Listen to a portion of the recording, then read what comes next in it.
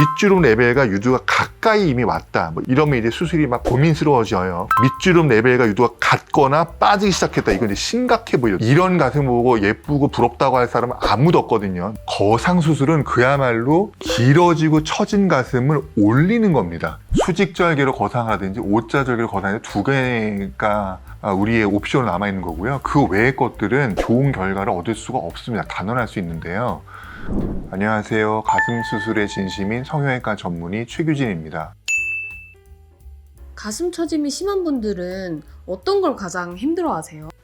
가슴이 처졌다는 것만으로도 사실 불편해질 요소가 너무나 많죠. 크고 무겁지 않아도 단순히 처진 것만으로도 어떤 불편함이 있냐면 일단 가슴이 내 몸에 너무 많이 접힙니다. 내 몸에 너무 많이 닿아 있으니까 불쾌함이 있죠. 피부가 많이 접혔으면 땀도 차고 쓸려서 또 피부 발진이 있거나 정말 피부 쓸림으로 인해서 쓰라렸기도 하고 불쾌한 냄새가 나기도 하고 그리고 내 가슴에 대해서 자신감이 없죠. 그렇게 가슴 처짐이 심한 분들은 가슴 거상 수술을 받으면 된다고 하셨는데 그럼 가슴 거상 수술이 정확히 어떤 거예요? 가슴 거상 수술 기본 개념은 밑주름보다 유두가 가까이 있거나 빠져 있다. 이러면 이제 수술이 필요한 거고 그렇다면 그게 수술의 대상이라면 수술의 기본 컨셉은 밑주름보다 유두를 올리는 겁니다. 너무 길어진 하연을 보기 좋게 짧게 만든다. 그걸 해내는 수술을 유방 거상 수술이다. 이렇게 정의할 수 있습니다. 그러면 혹시 내가 수술이 필요할 정도로 처진 가슴인지 스스로 확인할 수 있는 방법 같은 게 있나요?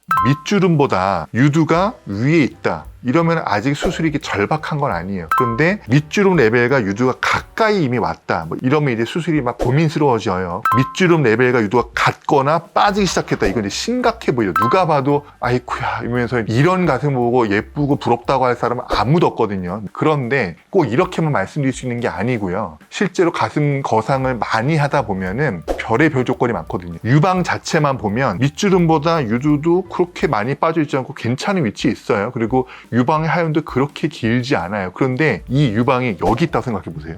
거의 배꼽 근처에 유방이 붙어 있다고 생각해 보세요. 유방 자체만 사진을 딱 찍어보면 별로 안 처져 보이고 안 길고 안 큰 가슴에도 불구하고 정면을 딱 보면은 엄청 길어. 이해되십니까? 너무 가슴이 길고 처졌어요.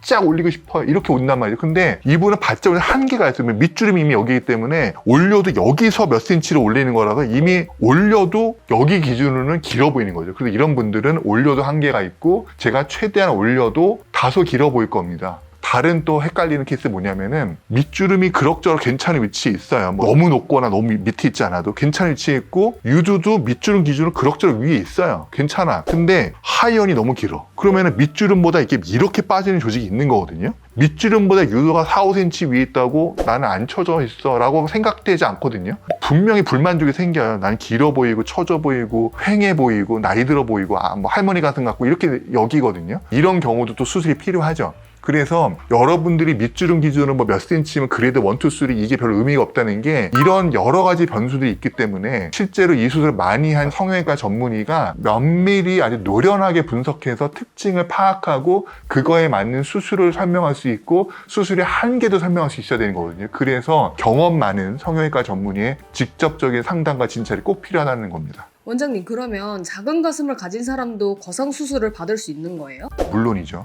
거상이라는 거는 볼륨과 상관없는 수술인 거예요. 아무리 길고 처져도 아주 휑하게 비어있는 볼륨도 있거든요. 이런 가슴은 확대를 하는 거와는 전혀 별개로 당연히 거상을 할 수 있는 거죠. 근데 볼륨이 채워지고 커지냐는 이게 또 전혀 다른 문제고 거상 수술 외에 다른 걸 도모해야지 그 외의 것들이 충족되기 시작하는 거고 할 수 있나요가 아니고 할 수 있고 당연히 해야 되는 것인 거죠. 그러면 가슴 확대 수술과 거상 수술은 어떤 차이가 있나요? 아예 다른 수술이죠. 거상 수술은 그야말로 길어지고 처진 가슴을 올리는 겁니다. 이 과정에서 볼륨이 커지던 줄어들던 유지가 되던 그런 걸 떠나서 우리가 이상적으로 하는 유두의 위치보다 길어져 있고 빠져 있는 거를 이상적인 위치로 끌어올리고 너무 길었던 내 유방의 하연의 길을 보기 좋게 짧게 만드는 것, 이런 걸 거상이라고 하는 거고요. 확대라는 거는 내 유방이 이상적인 위치에 유두가 있던 처져 보이던 극심하게 처져 있던 이걸 떠나서 내 유방의 볼륨이 커지면 그건 확대 수술인 겁니다.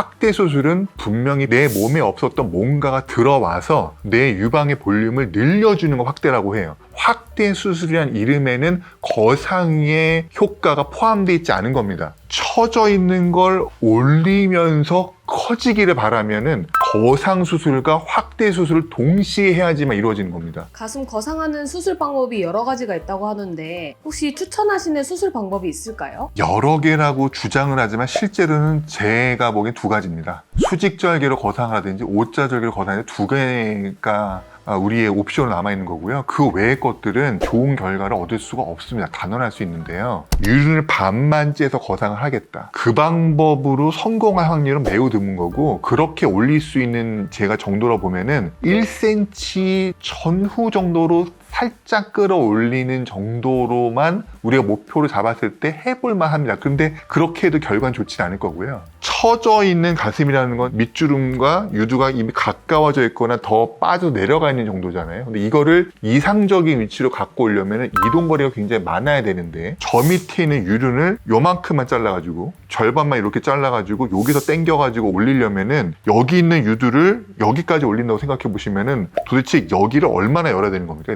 이렇게 열어가지고 요걸 당겨 꼬매가지고 이거 끌어올리겠다는 거거든요. 올라오지도 않지만 올라왔다 치자고요. 그러면은 이만한 갭을 자르고 꼬매기 때문에 일단 길이가 안 맞아요. 그걸 쪼아 꼬매니까 일단 여기가 엄청 우글주글하게 돼요. 그리고 그렇게 억지로 꼬매놔도 나중에 도로 이렇게 길어져요. 그럼 여기는 어떻게 할 거예요? 유방이 처졌다는 거는 여기도 다 길어져 있고 옆으로도 빠져 있고 배와 유방이 덮여서 이렇게 접혀 있는 거잖아요. 이거 해결했어요 지금? 하나도 안 잘랐잖아요. 안 해결했잖아. 여기만 쪼아 꼬매는 컨셉으로 여러분의 유방은 제대로 올라갈 수도 없을 뿐더러 제대로 거상이 된 것도 아니고 해결해야 될 포인트를 전혀 해결하지 않은 거거든요. 두 번째 인정할 수 없는 방법, 유륜절개라는 게 있죠. 저렇게 빠져있는 유두를 끌어올리려고 하잖아요. 그러려고 이렇게 큰 타원을 열어요. 그 타원에다가 우리가 만들고자 하는 동그란 유륜을 쪼아 꼬매니까 일단 쭈글쭈글하죠. 어쨌든 올라옵니다. 근데 아까 반달 위에만 절반하는 그 절개가 말도 안 되는 거와 똑같은 원리예요. 이렇게 길게 빠지는 이 하연, 이걸 줄이는 과정이 여기 있었습니까 지금?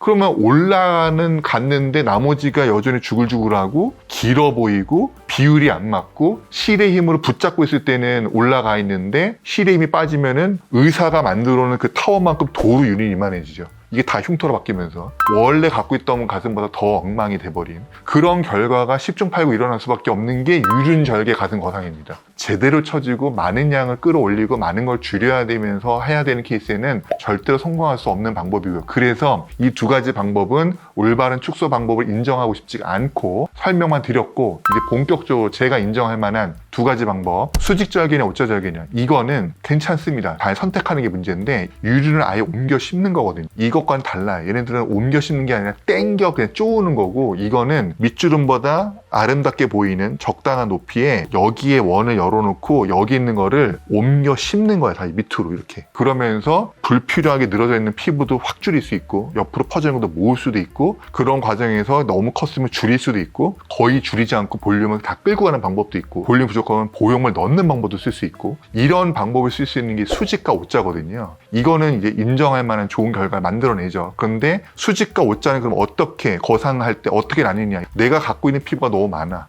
피부를 많이 줄여야 돼. 그러면은 수직보다는 O자가 맞을 거고요. 그렇게 피부를 많이 잘라내진 않아도 되겠는데 접어놓고 흡입하고 눌러붙여도 이 정도 피부는 줄일 수 있겠는데, 그러면 수직절개 하는 거예요. 가슴 거상을 위해서 인정할 만한 두 수술, 수직절개, O자절개 두 가지가 있는데 수직절개가 생기는 건 공통입니다. 그런데 여기를 처리하는 방식에서 차이가 나는 거예요. 수직절개는 흡입하고 쪼그려서 붙여가면서 남는 피부를 돌려 꼬맨다.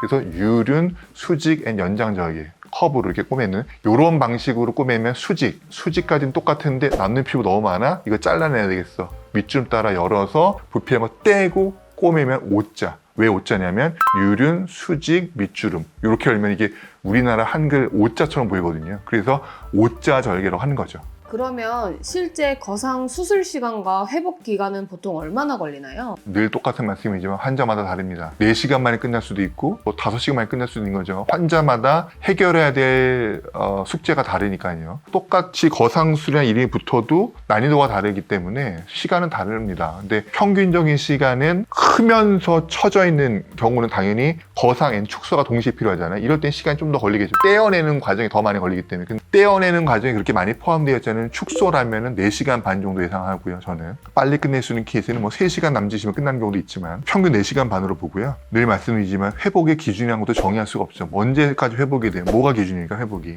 말할 수가 없는 거잖아요. 그래서 가슴을 그렇게 본격적으로 열고 꼬매는 수술을 했다면 최소 한 달은 가슴이 흔들리지 않도록, 가급적 흔들리지 않도록 매우 조심히 지내셔야 되는 기간이 한 달인 겁니다. 그리고 그 한 달을 무사히 잘 보내셨으면 야금야금 활동을 늘리는 거죠. 오늘 날씨가 좋은데 괜히 한번 걸어볼까? 그렇게 2달째면 또 활동량 늘리는 거고, 석 달째까지 정말 아무 탈 없이 안 무셨다. 그냥 원래 하던 걸 다 하시게 되는 겁니다. 사실 많은 분들이 수술하면 흉터 생길까 봐 걱정하시는데 흉터 관리는 어떻게 이루어지나요? 수술 직후부터 1년까지는 이 전 과정 동안 저는 또 플락스 레이저로 꾸준히 또 해드리고 있고, 흉터 관리는 기본적으로 처음에는 벌어지지 않게 하는 게 중요합니다. 흉터가 벌어지고 넓어지지 않아야 돼 그 다음 걸 도모할 수 있기 때문에 초기 3개월은 테이프 관리, 나머지 3개월 이후부터 1년까지는 실리콘 밴드 플러스 흉터 연고, 요 관리 2가지를 꾸준히 해가는 또 시기가 남아있는 거죠. 그러면서 필요하면 색소 레이저도 하고 튀어나오면 스테로이드 주사도 맞고 기타 등등 주사를 또 써가면서 흉터를 또 관리해 나가는 거죠.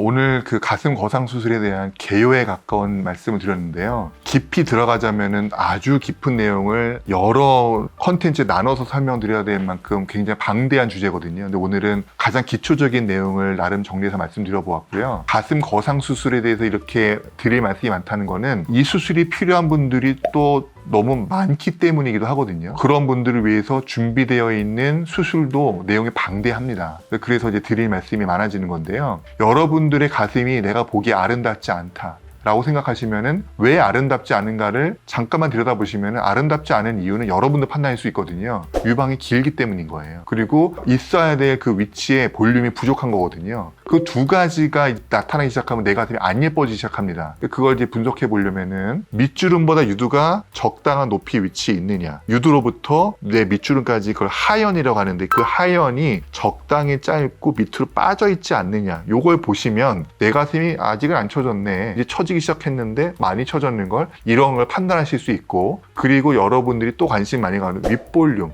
횡하냐 아니면 적당히 채워져 있느냐, 너무 크냐, 이거 가지고도 보형물 넣는 확대가 필요한 건지 아니면은 적당히 끌어올리는 정도로 개선시키는 거상수술이 필요한 건지 아니면 너무 커서 정말 많이 떼야 되는 축소가 필요한 건지, 이것들이 방에 나뉘는 거거든요. 그래서 여러분들이 내가 수술이 어떤 게 필요한지를 보시려면은 내 볼륨은 어떠한지, 그리고 밑주름부터 내 유두는 적당한 위치에 있는지, 그리고 유두로부터 하연의 길이는 너무 빠져 있거나 아니면은 너무 길지 않은지, 이런 거를 한 3가지 포인트를 보시면은 내가 수술이 필요해져 가고 있구나, 또는 이미 수술이 필요한 단계인구나 라는 거를 여러분들도 판단하실 수 있을 겁니다. 여러분들이 수술의 방법을 결정할 때 꼭 아셔야 될 점들에 대해서 좀 비교적 상세하게 말씀을 드려보았는데, 여러분들이 수술을 결정하고 판단하실 때 좀 도움이 되셨길 바라고, 저희는 또 언제나 여러분들에게 필요한 영상을 잘 준비해서 다음에 또 찾아뵙도록 하겠습니다.